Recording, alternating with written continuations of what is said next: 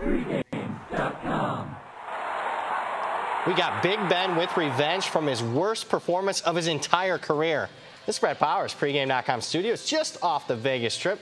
We're talking NFL playoff action in the AFC divisional round. We got a rematch here between the Jaguars at the Steelers. Fez, value in this one, side, or is it on the total? On the total, going under the 41. It is all about Jacksonville does not trust their quarterback, Blake Bortles. We all saw it. The Bills game, what a disaster for Bortles. Yes, the Jags somehow won the game. They did not cover 10-3, and Blake Bortles was incompetent out there, unable to hit short routes, check down receivers wide open, and he was throwing it into the ground. He was throwing it over their heads. His confidence and the confidence of the team in him has to be shot. More rushing yards for Bortles than passing yards last week.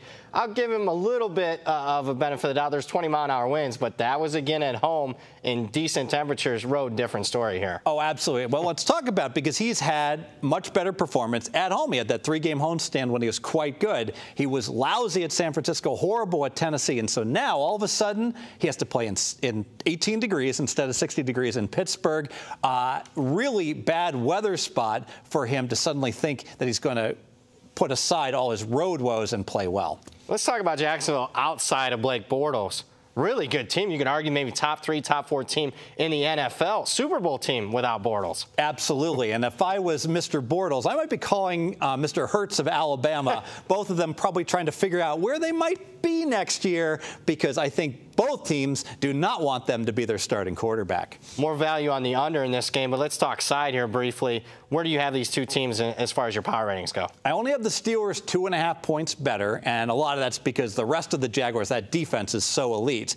But I would still prefer the Steelers in this game because of the revenge factor, the fact that they lost at home week 5, the fact that they're fully rested, and, of course, the cold weather. All the intangibles favor the Steelers. Second key handicap. The Steelers must avoid turnovers. They're going to be conservative as well. They know about why they lost that first game. Todd Haley went ahead and had Big Ben zinging the ball all over the field against that elite Jacksonville pass defense. Remember, the Jacksonville rush defense, nothing special at all, below average. It's the pass defense that's so good. I really think that they're going to look back on that game, a blueprint of what not to do, and they're going to run, run, run. And speaking of that, you got to expect a full heavy dosage of Bell at running back, particularly even though the Steelers get back Antonio Brown. Is he going to be 100% here? Exactly. He might be a decoy. Who knows? He might be 80%. I expect him to play. He might be 50%. A very logical game plan is that Blake Bortles cannot beat us. We will hand the ball off to Bell. We will pound him the entire game, and we will grind out the win. A logical handicap, and I think a winning handicap here. Let's go ahead and make it official. Let's make it official. Jacksonville will be conservative.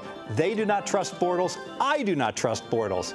They'll rely on ball control and defense. And the Steelers will be conservative as well. They lost hosting Jacksonville earlier this year, throwing 5 interceptions. They will run, run, run. The Fezmath says back under 41 before it likely moves down. More videos, pregame.com.